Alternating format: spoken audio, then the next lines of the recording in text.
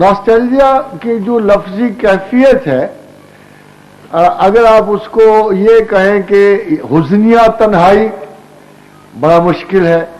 اگر آپ اس کو کہیں کہ ایک ایسی یک طرفہ خاموشی اور ایسا احساس، ایسی آرزو جس کے پورا کرنے کے لیے انسان کا غم کائنات بن جاتا ہے، تو ناسٹیلجیا کو ایکسپلین کرتے ہوئے بڑی دشواری پڑتی ہے. اس لیے مجبوراً ہم اس لفظ کو ویسے ہی قبول کر لیتے ہیں.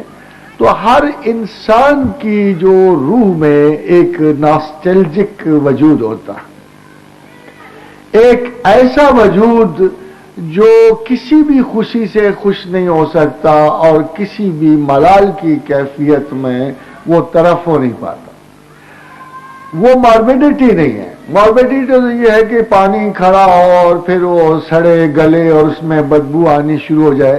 اسی طرح ایک ایموشن جب ٹھہرتا ہے، ریکر کرتا ہے، بندے اس کے یوں سمجھے کبھی نیوروٹک ہو گئے، کبھی سائیکوٹک ہو گئے، کبھی شیزوفرینک ہو گئے، تو یہ تمام ذہنی بیماریاں ایک ہی خیال کی گردش مسلسل سے پیدا ہوتی، مگر ناسٹیلجیا ان میں نہیں ہے. ناسٹیلجیا ایک انتہائی خوبصورت احساس تنہائی ہے جو ہر بندے کو، شاید مسٹکس کہتے ہیں کہ وہ اس لیے پیدا ہوتا ہے کہ انسان کے پس منظر میں کہیں اس دوری جنت کا اور جنت سے دوری کے علاوہ ایک محبوب ذات سے جدائی کا ہلکا غم اس کے وجود میں ہمیشہ رہتا ہے. مگر واہ قسمت کہ انسان اس غم کو انٹرپریٹ نہیں کر پاتا، اس کی تعبیر نہیں کر سکتا.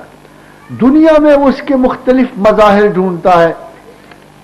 کبھی آپس میں انسانی محبتوں سے اس ناسٹیلجیا کو ختم کرنے کی کوشش کرتے ہیں، کوئی شاید مال و اسباب کی کثرت میں اس ناسٹیلجیا کو ختم کرنے کی کوشش کرتا ہے.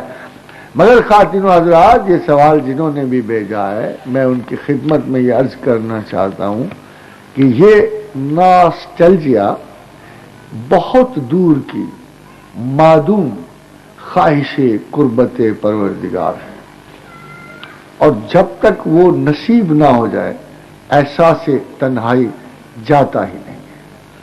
اور اس کو اگر آپ دور کرنا چاہتے ہو تو پھر آپ کو ہمہ تن یاد خدا میں مصروف رہنا چاہیے.